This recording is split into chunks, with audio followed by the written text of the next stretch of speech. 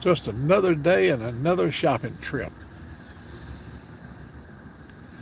Well, it rained last night. It's going to rain the rest of the day. You can see there's pools of water here in the parking lot.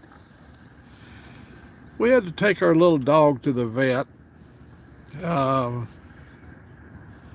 the little dog Colton has got bad arthritis. He's got.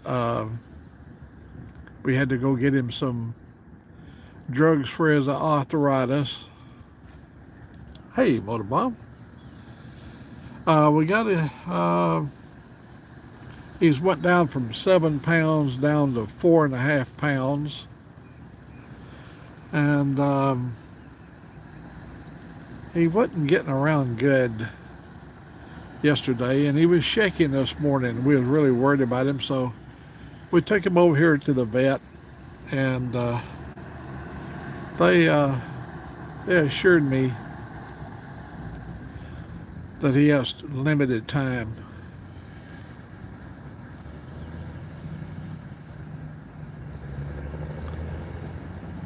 Oh man, I tell you, the best cup of coffee you're going to get here on this side of the nation. In fact, it's worldwide. I mean, it actually can be attainable within just maybe 6 or 8 hours of driving. You can go right there where they pour you a hot, fresh cup of coffee, or you can sit back and relax on your iPhone or some kind of a computer or something and join the coffee crew and enjoy the camaraderie of folks that has a common interest in the betterment of man. That's how I would describe the coffee crew. They all love each other and they are very protective of one another. And if you want to feel part of a great home environment, by all means, go check out the coffee crew.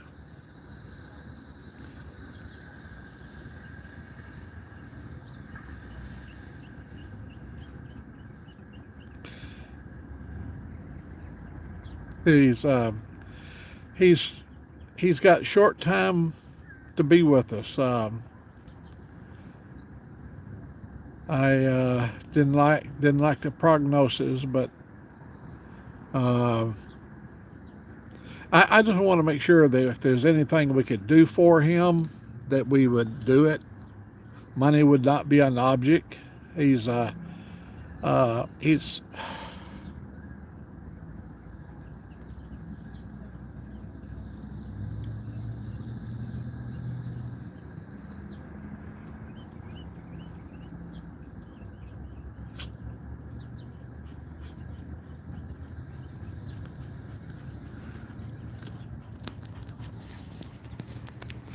in fact he's right back here. Hey, little buddy. Hey, little buddy. Look at him.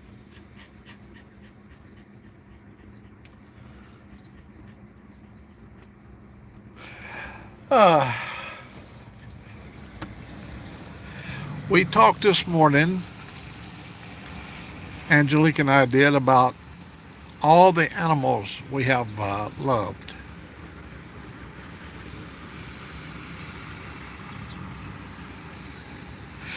And uh, been a lot of good memories.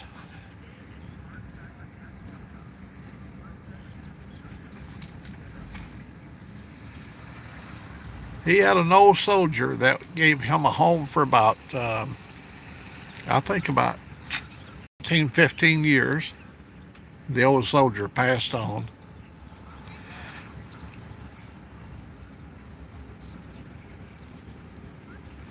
And this old soldier got to have him for a while.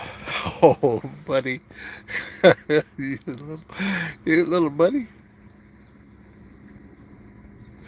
He's so brave. He went into that vet's office and they prodded him and probed him, and his little hips, the little bones in his hips are almost together. It's just age thing. And look right over here. See, here's a man right here Look at that little dog right there. Oh, he's gone now. The guy in the blue shirt's got his dog on a leash, and they're over there. Uh, Sterling wheel.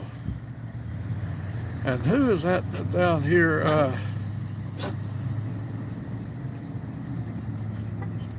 This little fellow back here is 17 years old. Um, he's lived a good life. Oh, he has a hearty appetite. Look at his little face is happy. He's going blind. My dog, no, I'm sorry, he's 16 years old. My dog is 18 this year. My dog is the brown dog. This is Angelique, or our dog.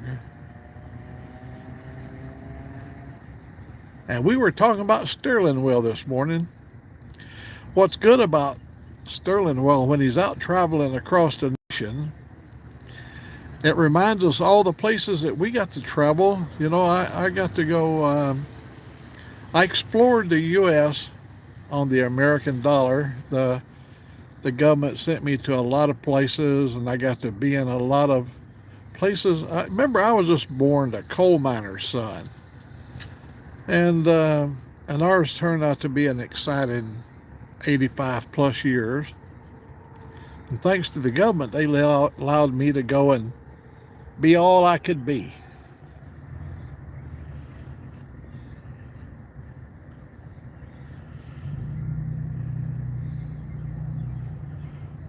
Two for got ribs and beans on the bar. Oh man, you ain't gonna let no dang snow bother you.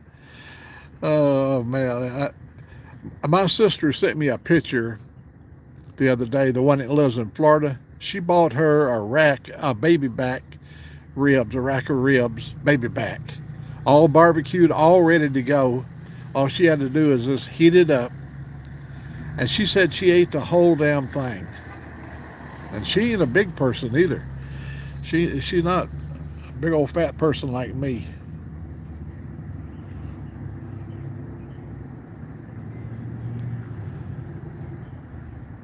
Well, it's pretty warm. Let me see. I can turn this on. It's 71 degrees right now. If I get around over here, you can see. There we go. 71 degrees.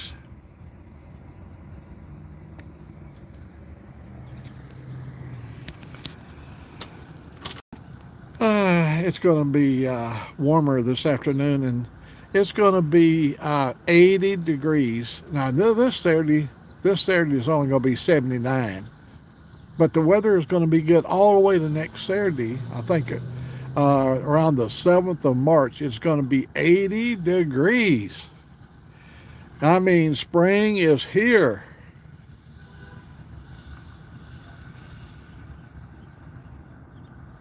Rob's neighbor.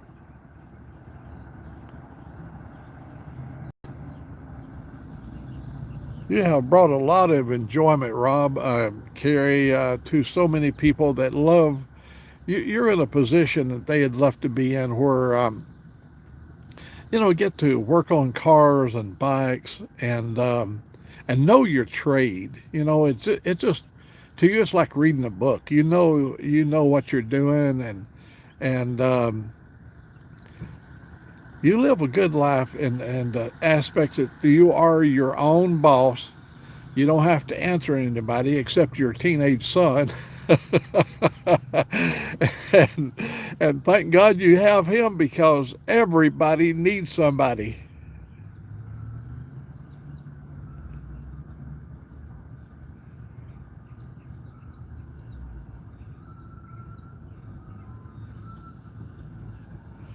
Oh yeah, golly, I'm telling you, wait till you get above 80 there, Moto. Springs come so often.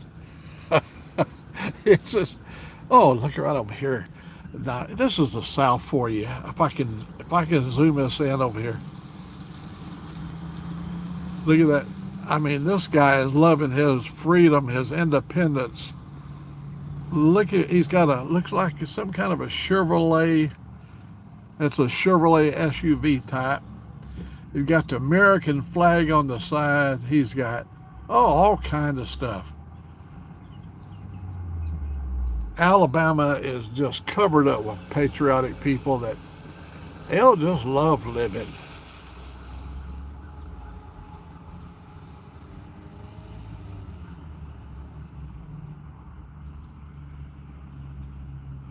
Uh, well, the gas has went up a few more. Well, it's went up well from last time it was 239, I believe, or 237. Now it's 245. But ain't nobody complaining on this end here. We're gonna um,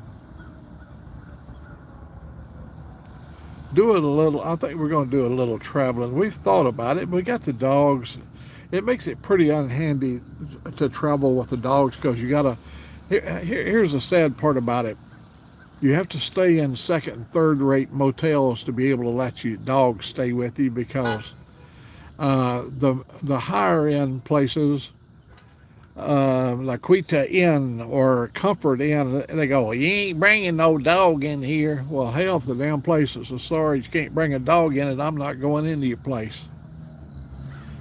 Hey, Mark. They ain't blowing at me because I'm way over here out of the way. Angelique is just going in and to pick up a few things. we come to the vet. Now, I told her this morning I had planned on giving her some cash money because she likes to have cash on her, and so when we come out of there, I said, "Well, there goes you out of the vet's office." I said, "There goes your cash money." she she said, "What?" I go, "Maintenance on the animal. That is your dog." She said, "No, it's our dog." uh,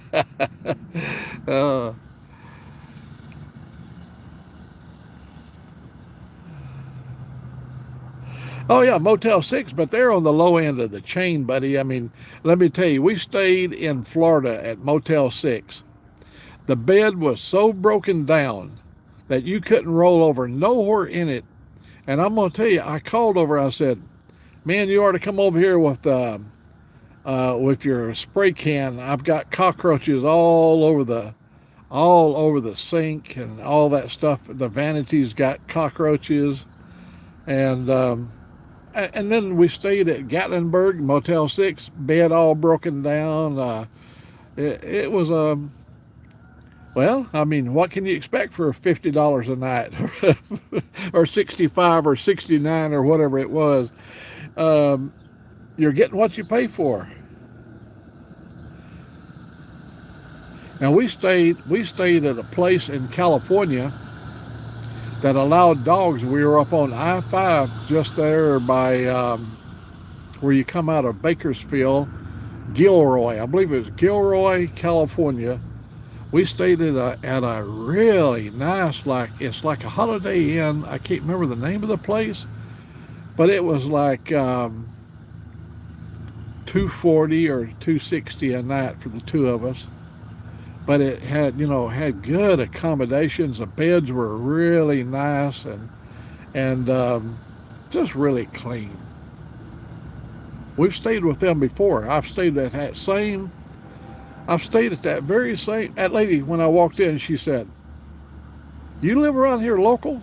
Because see, just a year before I was there at the same place. I said, "No, we're from Alabama." She said, "Well, you was just in here." I said, "Yeah, that was last year."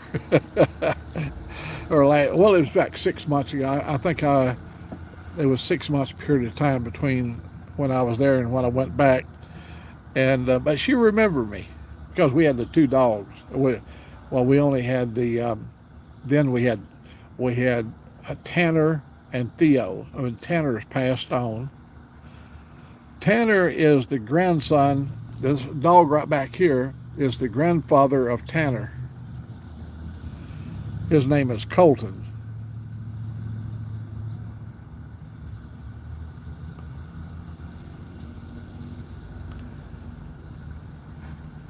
Hey, well, have a good in there. I'm sorry, I keep up on text is probably as good as I should, but hey, Robin, hope your winter is going to grow into spring pretty quick.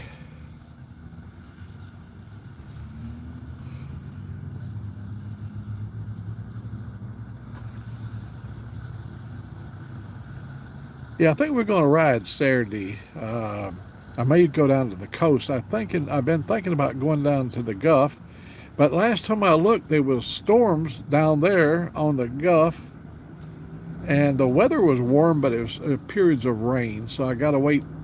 But you don't want to wait too long because you remember March is spring break, and you do not want to go down there and ride during spring break.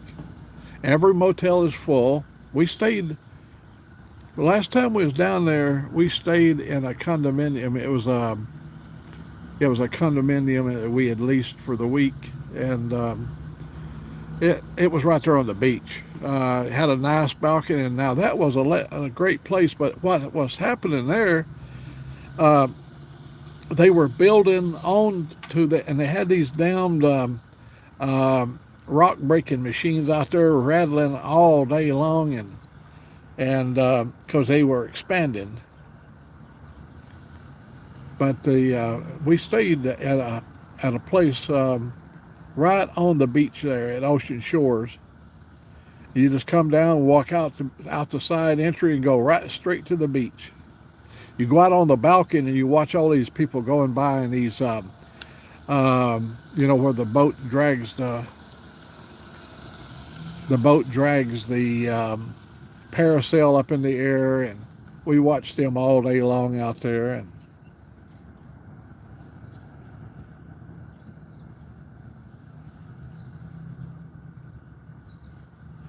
no, yeah, things have changed up quite a bit. I remember one time we planned a vacation when we was living in Washington to Orlando, Florida, and we done our whole vacation around Holiday Inn. And so and every place we stayed was already booked. We didn't have to worry about, having a place to stay when we got there. When we got to Birmingham, our Holiday Inn was in bars. It had bars on the windows. It had six locks on the doors. It didn't have now a little key slot where you stick the card in there. It had padlocks, so you had to turn all the keys. And it was like I was in like a prison thing. And while we was in there, we ordered a pizza. They was uh, my family and I believe my sister's family, Joyce, her family. So we ordered pizza, and a guy came out bringing us pizza from Pizza Hut carrying a gun, and he would not come to our room. We had to go down to his vehicle to get the pizzas because the violence was so bad there that if he got out of his vehicle, he could be robbed at gunpoint right there in Birmingham by Finley Boulevard. These truck drivers will know where Finley Boulevard is. That's where the Holiday Inn was. A couple of truck stops somewhere around there, but the Holiday Inn that we had booked was in the crime-ridden area of Finley Boulevard. And that was a little bit scary. We kept peeping out the window all night long, making sure we had these cruising vans. I had a Vandura that had the windows and had an electric bed in it, and it had a porta potty in it, and it was nice for traveling. GMC Vandura. And we had to keep peeping out the window to make sure our wheels are still on the vehicle. Yeah, things changed. I believe that was in 1985.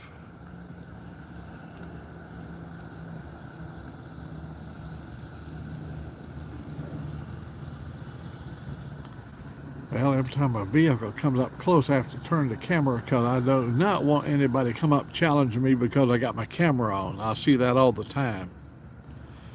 I have too short a temper to deal with people.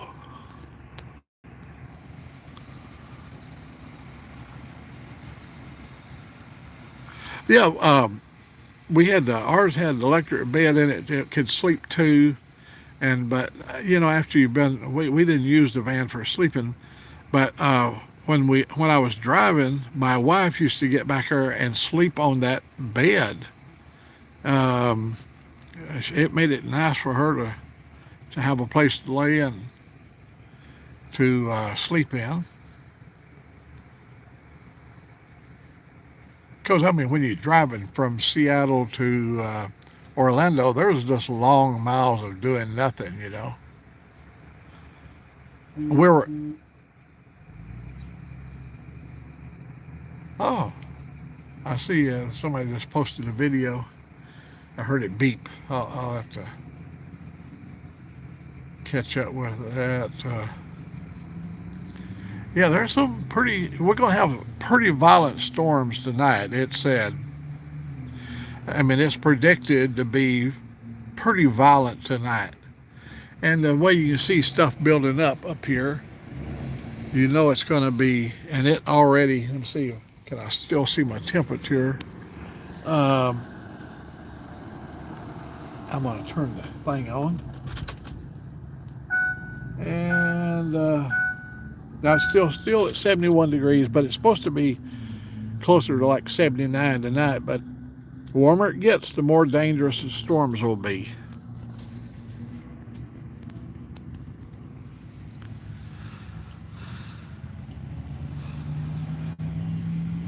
Yeah, we put a lot of miles.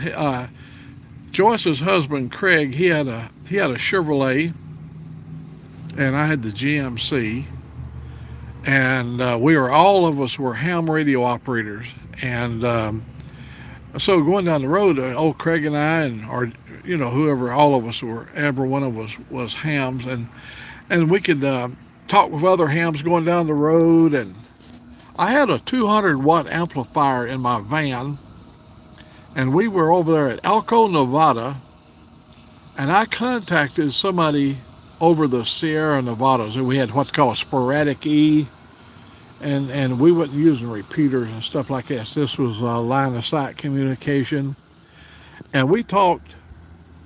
I made a 250-mile transmission using sporadic E. I know you people knows ham operating.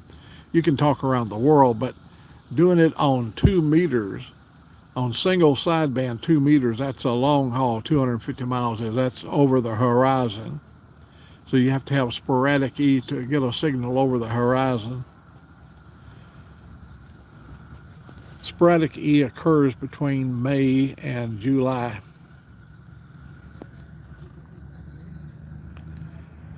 That's the typical sporadic E. Then you have these things, it happens every 28 years.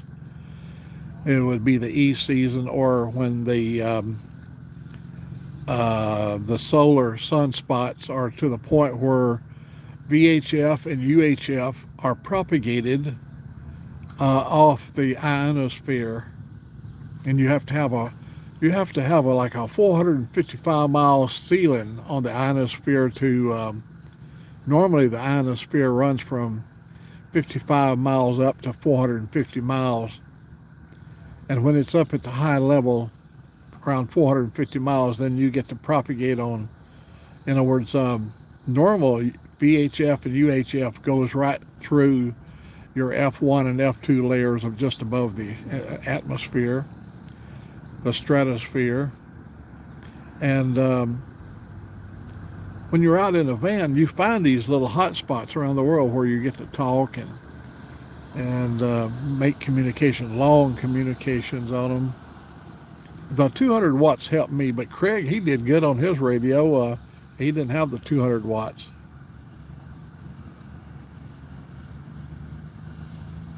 Yeah, our vans were made, a company, they called them Vanduras. It was, I think ours was like Jack Daniels model or something, named after a whiskey company.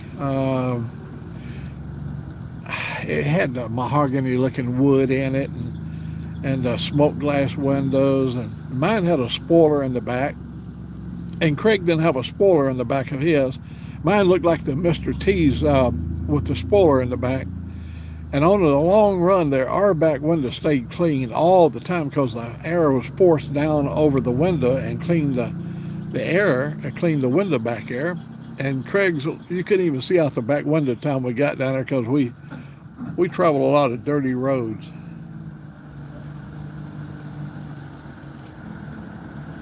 Oh, absolutely. You remember, some of you kids will remember station wagons like the Vista Cruiser, the O's and the Pontiacs and those beautiful big. Oh, Ford had a nice. One of my friends, we were at Dobbins Air Force Base, and he came down from Fort Campbell, Kentucky, and joined us there at Dobbins Air Force Base, and he had a Ford station wagon that had a 427 engine in it from the factory. And that thing was really nice. Had all the options on it. I love, oh, that guy, he must be like a parking lot attendant. Got his little blinking lights on.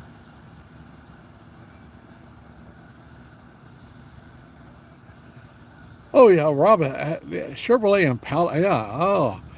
Well, of course, I've always had a big family of children. I think at one time there was 7 kids, 6 kids, and me and her were 8. And so when we travel, we were traveling with 8 souls aboard. Always anywhere from 5 to 8 was with us all the time.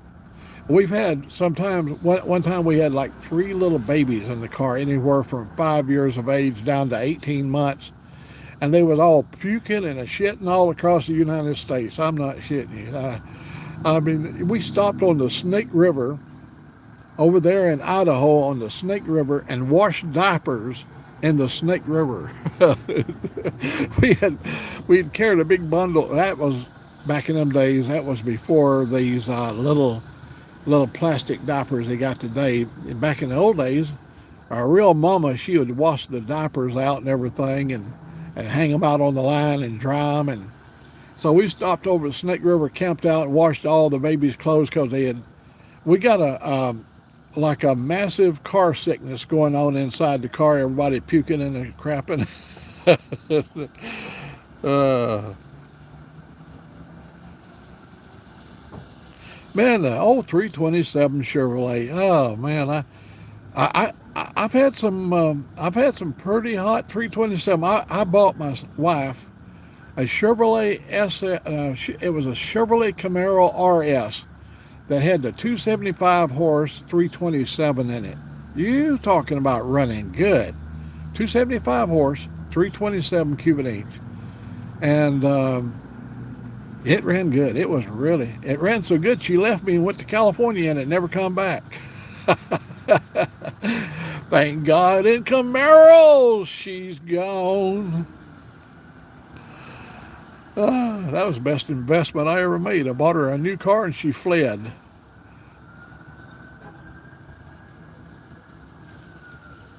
These people over here just made a transition right here. This fellow in the gray Honda or Kia, he sold a trailer and the man just come and bought it in that white Ford pickup right there. I watched the money go down. And he come over and picked up his little 2-wheel trailer. It's gonna be good for hauling his lawnmower around and stuff like that.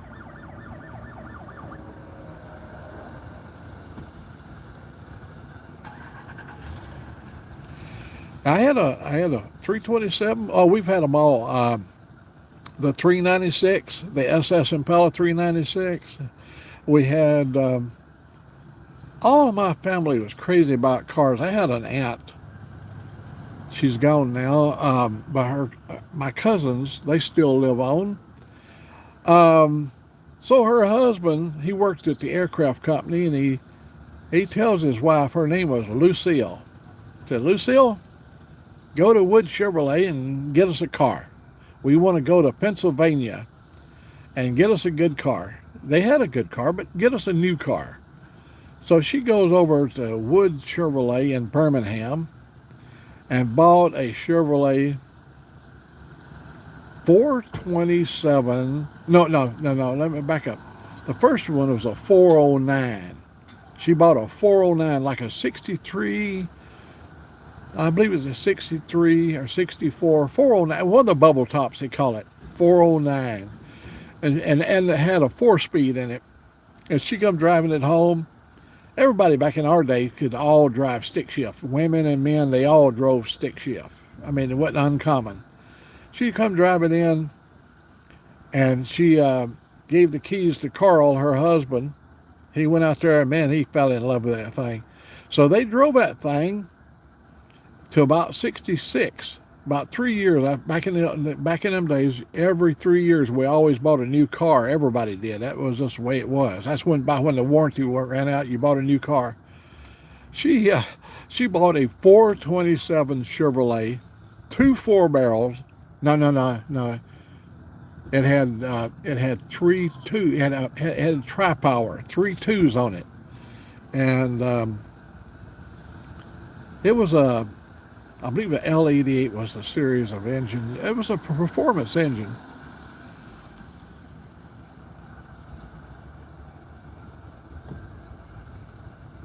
Yeah, she's so fine, my 409. Oh yeah, all the cars, every car company had a hot car. I'm gonna tell you a little story. My mother had married a man, and after she married him, he got crushed in the mines with a rock, and it broke his pelvis and his backbone, and he was in a body cast. And he needed to go to buy some land. They lived in California, and he wanted to buy land in Alabama.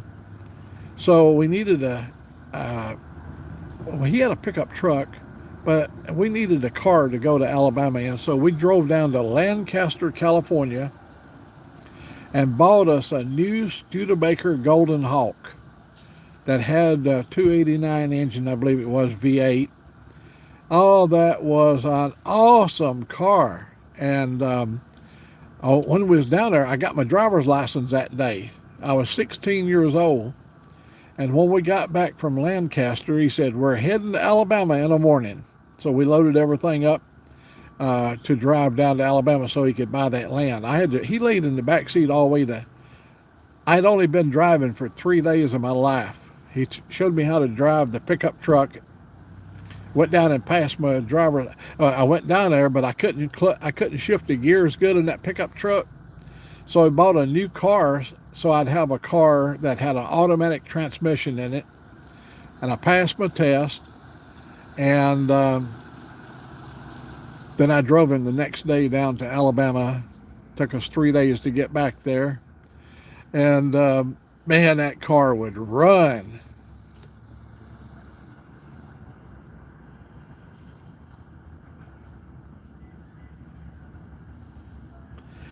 Remember all the Beach Boys? They had songs about Ford and the Lincoln, and they had songs about racing cars, and it was always spirit of competition between Chevrolet and Ford, and the Lincolns and Mercurys and all that kind of stuff. Hot rod Fords and hot rod Mercurys, and I remember my brother-in-law Ray, Joyce's husband, bought a new Mercury Monterey that had the 312 V8 engine in it, and that thing was awesome.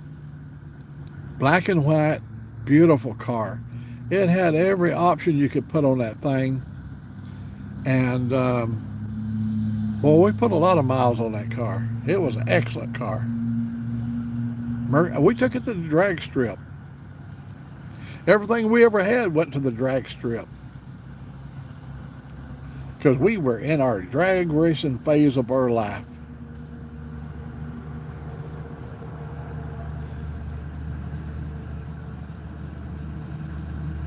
Yeah, the little Deuce Coupe, and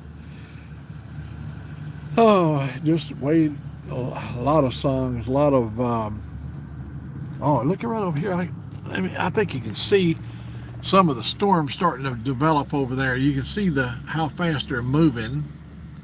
I'll try to hold the camera real still. You can see a little finger sticking down right there, right above the gas station. It's spinning really good. That hole, you can see right there, right in front of us, there is a cluster spinning. It's going around. I'm seeing over here they're moving to the west, and over there it's moving to the east.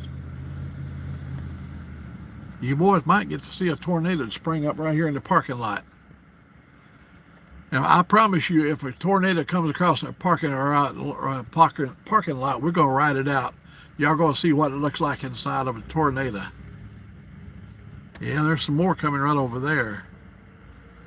But that's the one right there to be concerned about right there. See the base of it right there? That right there can, in a moment's notice, get to spinning really fast. She's coming. Actually, it's moving. Looks like from west to east, or maybe from southwest to northeast. Can y'all see the wall cloud over there?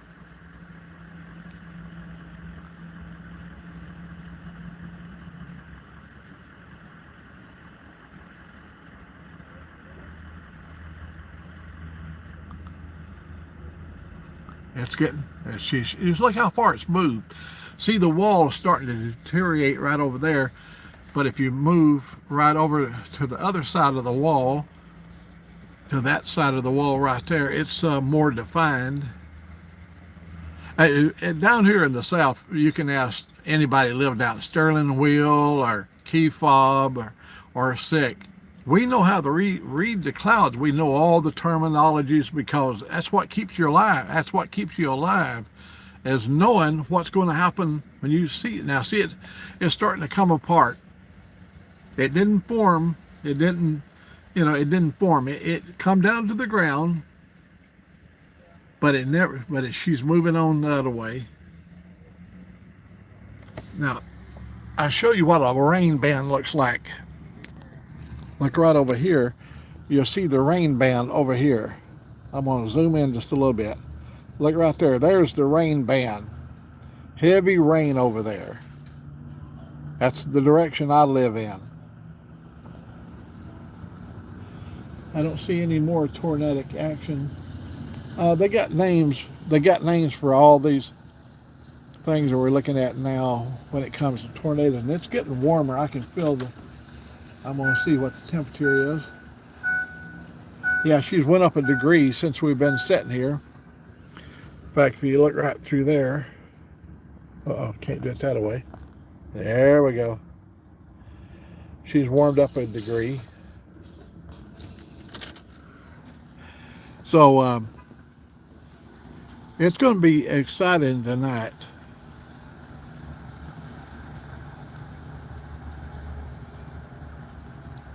Oh my, yeah, I watch all the storm chasing shows. Them guys, they have all these wonderful devices in their car that it literally helps them to read the clouds where they know which way to go, so they know where they can probably have the greatest chance of encountering a real tornado. And yeah, see, that one is now broken up and it's moved over. It's trying to reform over there behind the store. And that's how they are. That's how tornadoes are. We can live over where we live, and there's people dying right here in Walker County, and we wouldn't even have a bit of wind.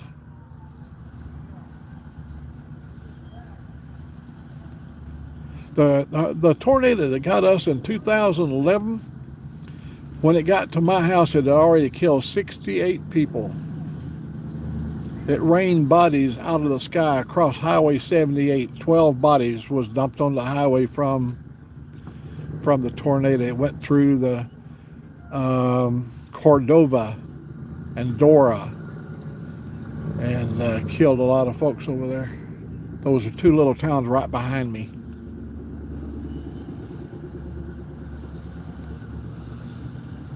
A ham radio. We have you may have seen. You may have seen me. Some of the pictures I've done for Joe. We have a thing called the Alabama Daynet. It's been going on since 1930s.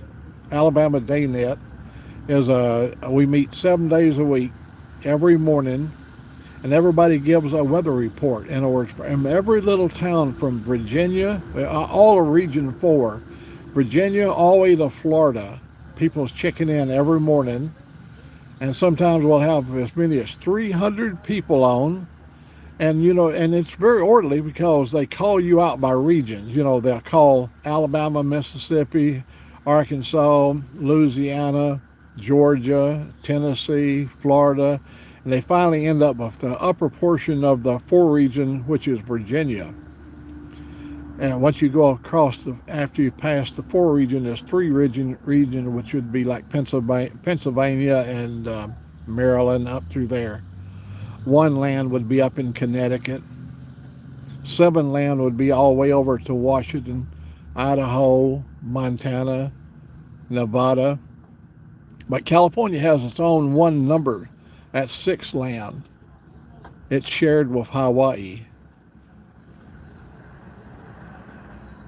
But on our weather every day, our Alabama DayNet, this way we can start our day and find out. They'll be talking about a tornado in Enterprise, or that's down at the very bottom of the state of Alabama, down towards the Gulf. They may be talking about tornadoes in Hamilton, which is on the far west side of Alabama, up towards Tupelo, Mississippi. So this way you can kind of plan your activities which way, if you know which way the storms are coming. If you're planning on taking a trip, just don't go in that direction.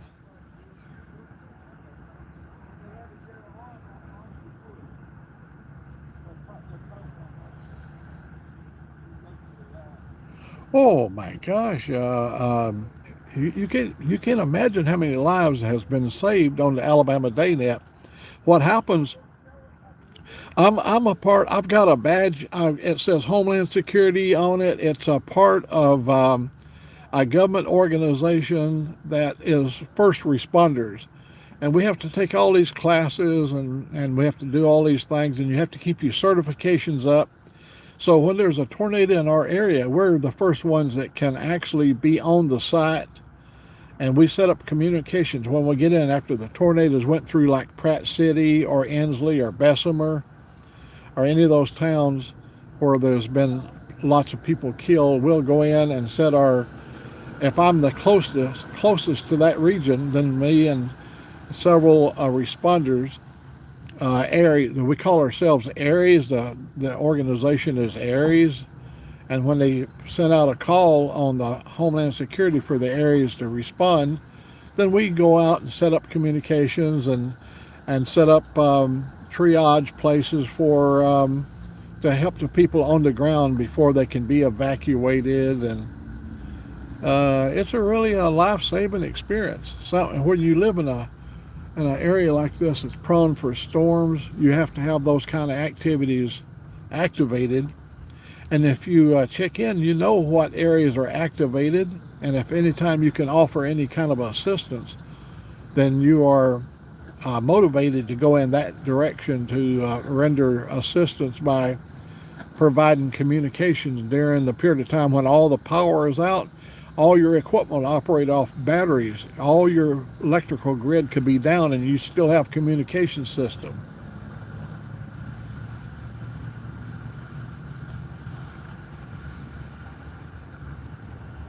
I'm sorry if I just rambling along there, but I saw that little cloud formation over there, trying to shape up. And you see the squall line over is raising up. So now it's nowhere near. There's a lot of wind. Anytime you see white now, when you've got white within your layers of cloud, that's significant wind. That was a wall cloud you saw a while ago. The terminology for that was that right-hand side of that spinning rotation was the wall cloud. And we have things called hook echo. If you can look at a radar a view of the area you're in, you look for the hook echo. And if you look and you see a hook echo starting to form in the area where you're at, you're advised to move away from that area. If you're in a vehicle, avoid the hook echo, because the hook echo, if it wraps around, there's high probability that whatever they're seeing in the sky with the radar will come to the ground.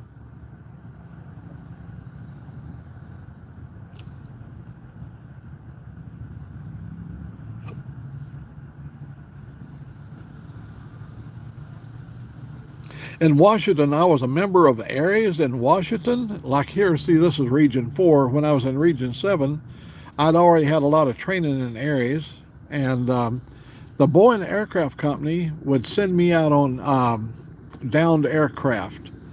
And I did that for 14 years doing downed aircraft. And it never ends good.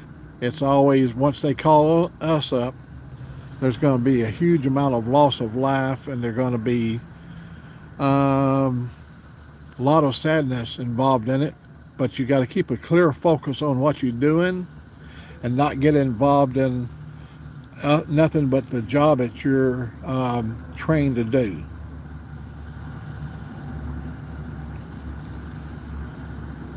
Yeah, we went and retrieved 5 pilots. 5 commercial pilots flew for commercial aviation. They were in a twin-engine aircraft, and they flew out of Portland, Oregon. And when they crossed the Columbia River, there was what's called an inversion area on the Columbia River, and they were off in their altimeter by 500 feet. And they actually, this plane that they was flying in was brand new, and they had not calibrated their altimeter. And so those 5 professional pilots flew into the side of a mountain there, right at the base of Mount St. Helens, after they crossed the Columbia River. And we had to go up there and retrieve them. Now, the team is broken up in many different parties.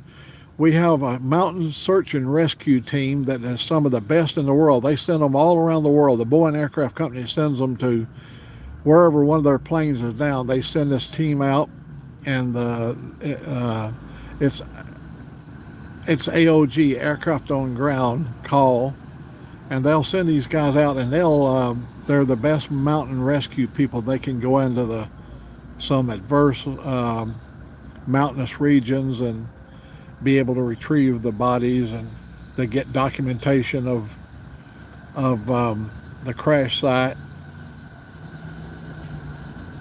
They took us one time, me and a guy named Tim Shefflin. He ain't with us no more. He was a little bit older than me. He's already expired. They called us to go to Kitsap County. That's down by the Columbia River. And then they took us in. They take you in a Huey helicopter, and they just put you on this mountain peak, and then you got to set up communications there. Oh hell, there's Angelique. Hang on. All right, so let me put this over here. They called us out. They dropped us out on a mountainside, and me and old Tim Shefflin, we set up this communication system. We had 5 different law agencies working this crash site, and we had the Russians. The Russians found the crash for us. The Russian RS-18 satellite system is one of the best in the world for it can read a heartbeat from space. It can, if there's any live people. It also has all kinds of other things like cadaver finding and stuff, and it located the craft, and we went had to sit up there, and they had the mountain rescue people brought the bodies out to the camp, and we loaded them on helicopters, and they ferried them out to a station where they could identify them.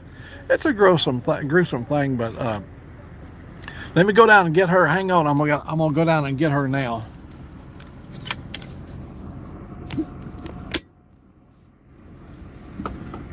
Y'all bear with me. This is gonna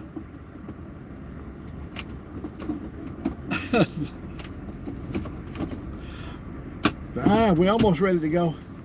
She's way down there, so let me go find her.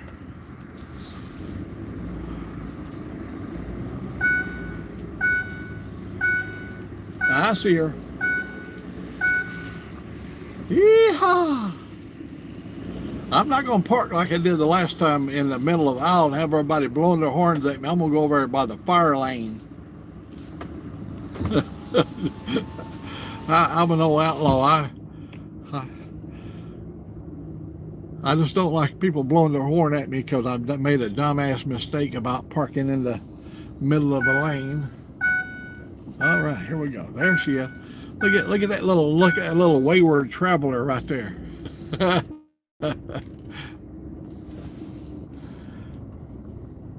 I got to make sure the door's unlocked. Hi, Eddie. Hey, what do you call me, Eddie? Sorry? I'm ready. My name is Eddie, and I'm ready. Hey, I want to thank each and every. Well, we're down to one person. Only the hardcore can handle being of Old Mack this long. I know it's nerve-wracking, you know. He might say something or do something that's a little bit. Oh, I see another storm forming over there, right above the church over there. I got to get out of this damn stormy ass place before I get blown away.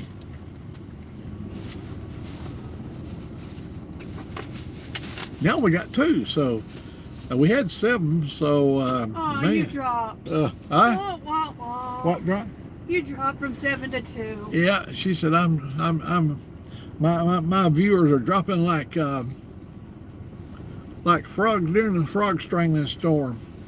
Raining frogs. Hey, little buddy. Well, let me say